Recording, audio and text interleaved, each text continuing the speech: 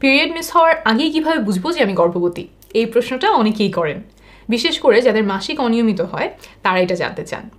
তো আমি আজকে 12টা শারীরিক পরিবর্তন বলে দিচ্ছি যা পিরিয়ড মিস হওয়ার আগেই কিছু ক্ষেত্রে গর্ভধারণের একদম প্রথম সপ্তাহ থেকেই অনেকে অনুভব করেন। চলুন শুরু করি। 1. যোনিপথ দিয়ে হালকা রক্তপাত। গর্ভধারণের 6 থেকে 12 দিনের মধ্যে সাধারণত এমনটা হয়। এটা কেন হয়, কিভাবে হয় সেটা একটু সহজ করে দেখাই। নারীদের কোমরের নিচে তলপেটের দিকে ওভারি বা ডিম্বাশয় নামের একটা জায়গায় ডিম্বাণু পরিপক্ক হয়। তারপর সেখান থেকে ডিম্বাণু বের হয়ে ডিম্বনালীতে ঢোকে, আর এই ডিম্বনালীতেই পুরুষের শুক্রাণু এসে ডিম্বাণুর সাথে মিলিত হয়। মিলিত হওয়ার পরে এটা ভ্রূণ হয়ে গেল এবং এখান থেকেই শিশুর জন্ম হবে। তো এখন ভ্রূণের কাজ হচ্ছে বড় হওয়ার জন্য একটা সুন্দর জায়গা খুঁজে নেওয়া, কারণ সে যখন বড় হবে তখন তার শরীরটার এই ডিম্বনালীর মধ্যে আটবে না। তাই এই পর্যায়ে কালক্ষেপণ না করে ভ্রূণটা জরায়ুর দিকে যাত্রা শুরু করে। ডিম্বনালী বেয়ে বেয়ে অনেক পথ পাড়ি দিয়ে সে জরায়ুতে এসে পৌঁছায়, আর এই জরায়ুতেই সে আগামী 9-10 মাস ধরে আস্তে আস্তে বড় হবে। তো জরায়ুতে পৌঁছানোর পরে ডিম্বাণুর প্রথম কাজ হচ্ছে নিজের জন্য একটু ভালো করে জায়গা করে নেওয়া। এটা সে কিভাবে করে? জরায়ুর গায়ে নিজেকে ভালোভাবে গেঁথে নেয়। এই গেঁথে নেওয়ার কাজটা যখন সে করছে তখন হালকা রক্তপাত হতে পারে, আর এইটাই হচ্ছে গর্ভধারণের একটা প্রাথমিক লক্ষণ।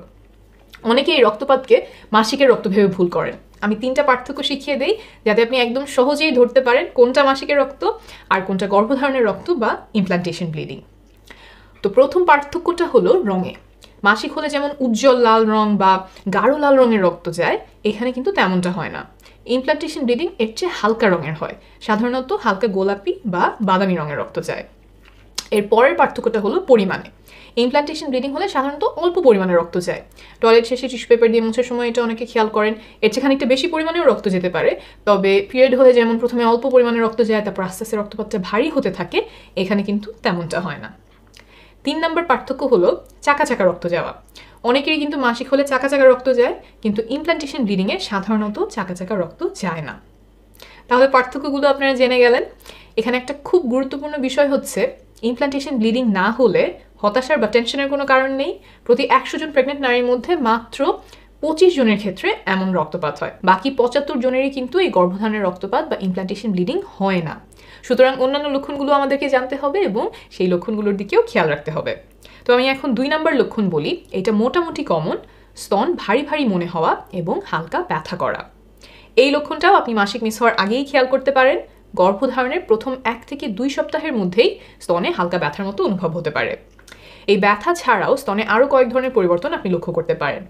যেমন স্তন আগের চেয়ে বড় বা ফোলা দেখাতে পারে, স্তনের বোটায় এবং স্তনে শিরশির করা বা একটু ঝিম ধরার মতো অনুভূতি হতে পারে, স্তনগুলো আগের চেয়ে ভারী ভারী মনে হতে পারে, তারপরে ব্লাউজ বা ব্রা পরতে গেলে হালকা ব্যথা করতে পারে এবং স্তনে হাত দিয়ে চাপ দিলেও ব্যথা লাগতে পারে। সব মিলিয়ে স্তনে কিছুটা অস্বস্তির মতো লাগে। কেন এমন হয়? গর্ভধারণ করলে শরীরে বিশেষ কিছু হরমোনের পরিমাণ বেড়ে যায়, যার কারণে স্তনে এই পরিবর্তনগুলো আসে। কি করলে স্তনে ব্যথা আর অস্বস্তি কমানো যায় সেটা নিয়ে এখানে আলোচনা করছি না। এখন তাহলে পরের লক্ষণে চলে আসি। পরের লক্ষণটা হলো ঘন ঘন প্রস্রাব হওয়া। গর্ভধারণ করার একদম পরপরই এই লক্ষণটা দেখা যেতে পারে। ঘন ঘন টয়লেটে যাওয়া লাগছে, বারবার করে প্রস্রাব পাচ্ছে, এমন হতে পারে। কেন এমন হয়? গর্ভাবস্থার বিশেষ হরমোনের প্রভাবে নারীদের তলপেটে রক্ত চলাচল বেড়ে যায়, কিডনিতে রক্ত চলাচল বেড়ে যায়, ফলে ঘন ঘন প্রস্রাবের চাপ আসে। কিন্তু যদি এই ঘন ঘন প্রস্রাবের চাপের সাথে ব্যথা হয়, প্রস্রাবের রাস্তায় জ্বালা পোড়া করে, তাহলে অবশ্যই ডাক্তার দেখাতে হবে, কারণ এটা প্রস্রাবের রাস্তায় কোনো ইনফেকশনের কারণে হতে পারে। এখন তাহলে পরের লক্ষণে চলে আসি। 4.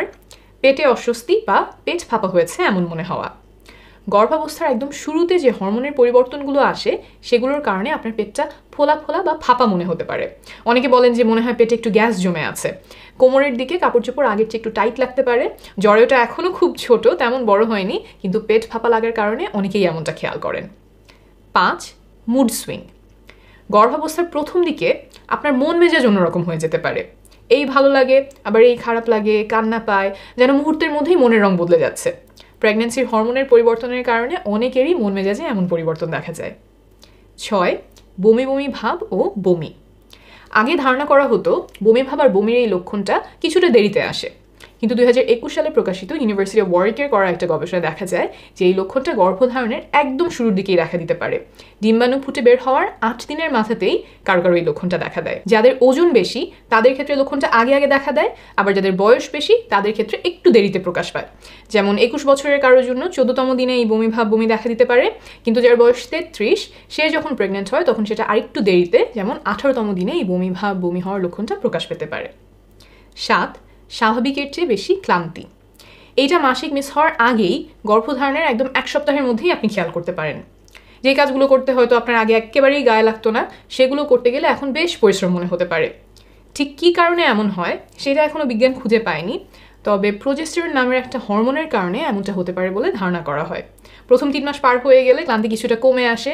গর্ভাবস্থার মাঝের 3 মাস অর্থাৎ 4 নম্বর থেকে 6 নম্বর মাসে সাধারণত গর্ভবতী মায়েরা আরেকটু বেশি এনার্জি পান, শেষের 3 মাসে ক্লান্তি আবার ফেরত আসে। 8. মুখের স্বাদ পাল্টে যাওয়া এবং অদ্ভুত স্বাদ পাওয়া। গর্ভাবস্থার প্রথম দিকে অনেকের মুখের স্বাদটা পাল্টে যায়। অনেকগুলো গবেষণায় দেখা গেছে যে গর্ভাবস্থায় স্বাদের 2 ধরনের পরিবর্তন খুব কমন। একটা হলো খাবারে আগের চেয়ে একটু বেশি লবণ দিলে স্বাদ লাগে, নোনতা খাবার বেশি ভালো লাগে। আবার অন্যদিকে তেতো খাবার যেমন উস্তা এইটা আগের চেয়ে কম পছন্দ হয়। আবার এই সময় কেউ কেউ মুখে একটা অদ্ভুত স্বাদ পান, কিছুটা ধাতব স্বাদের মতো। মুখের ভেতরে মনে হয় কেউ ধাতব কোনো মুদ্রা বা পয়সা রেখে দিয়েছে। তো এই পরিবর্তনগুলো আপনারা খেয়াল করতে পারেন। 9. প্রখর ঘ্রাণ শক্তি। গর্ভাবস্থার শুরুর দিকে ঘ্রাণ শক্তি আগের চেয়ে বেড়ে যেতে পারে। শুনতে এটা কিছুটা সুপার পাওয়ার মতো মনে হয়, কিন্তু অনেকের জন্যই এটা বেশ বিপত্তির কারণ। গবেষণায় দেখা গেছে অনেকের ক্ষেত্রে পচা খাবারের গন্ধ খুব প্রকটভাবে এসে নাকে লাগে। আবার অনেকের রান্নার গন্ধ, তারপর মশলার গন্ধ এগুলো সহ্য করতে পারেন না। তখন তারা দেখা যায় যে রান্নার আশেপাশে থাকতে পারছেন না। যারা বাসায় নিয়মিত রান্না করেন অন্য কাউকে সেই দায়িত্বটা দিয়ে দিতে হয়।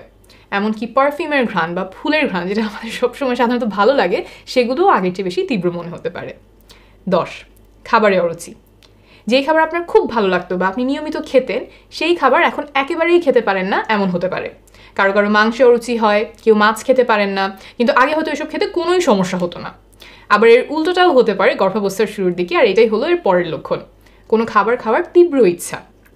তো গর্ভাবস্থার শুরুর দিকে নির্দিষ্ট কোনো খাবার খেতে খুব ইচ্ছা করতে পারে, যেমন হঠাৎ করে মনে হতে পারে যে মিষ্টি কিছু খেতে ইচ্ছা করছে বা এখন টক কিছু খেতেই হবে। আর এই ক্ষুধাটা ঠিক অন্যান্য ক্ষুধার মতো না, এই খাবার খাওয়ার ইচ্ছাগুলো খুব প্রবল হয় এবং সেটা নিয়ন্ত্রণ করতে বেশ কষ্ট হয়। 12. মাথা ব্যথা। গর্ভাবস্থার শুরুর দিকে অনেকেরই মাথাটা ব্যথা করে, শরীরে হরমোনের পরিমাণ হঠাৎ করে বেড়ে যাওয়ার কারণে এমন হতে পারে। তাহলে আপনারা জেনে গেলেন প্রেগনেন্সির প্রথম দিককার 12টা শারীরিক পরিবর্তন। এই লক্ষণগুলো দেখা দিলেই যে আপনি গর্ভবতী, আর না দেখা দিলে আপনি গর্ভবতী নন, বিষয়টা এমন না। এখানে যে লক্ষণগুলো বললাম এগুলো কিন্তু প্রেগনেন্সি ছাড়া আরও অনেক কারণে হতে পারে। নিশ্চিত হওয়ার জন্য প্রেগনেন্সি টেস্ট করাতে হবে। কখন এই টেস্ট করাবেন সেটাও বলে দিই। যাদের মাসিক নিয়মিত তারা মাসিক মিস হওয়ার পরের দিনই প্রেগনেন্সি টেস্ট করে ফেলতে পারবেন। যাদের মাসিক অনিয়মিত তারা সর্বশেষ মাসিক যেদিন শুরু হয়েছিল তারপর 36 দিন পার হলেই প্রেগনেন্সি টেস্ট করে নেবেন। আর আপনার যদি ব্লিডিং হয় এবং আপনি নিশ্চিত হতে পারছেন না যে এটা কি মাসিকের রক্তপাত ছিল নাকি ইমপ্লান্টেশন ব্লিডিংয়ের রক্তপাত হলো, তাহলেও নিশ্চিত হওয়ার জন্য প্রেগনেন্সি টেস্ট করে নেবেন। প্রেগনেন্সি টেস্টটা করতে হেলাফেলা করবেন না, কারণ আপনি যদি গর্ভবতী হন তাহলে সাথে সাথেই কিছু ভিটামিন মিনারেল খাওয়া শুরু করা খুবই জরুরি, বিশেষ করে আয়রন এবং ফলিক অ্যাসিড। এগুলো খেলে ভিটামিন মিনারেলের অভাবে বাচ্চার জন্মগত ত্রুটি হওয়ার সম্ভাবনা অনেকখানি কমে যায়। আবার গর্ভবতী হলে কিছু খাবার খাওয়া একদম বাদ দিতে হবে যাতে করে বাচ্চার কোনো ক্ষতি না হয়, যেমন চা ও কফি।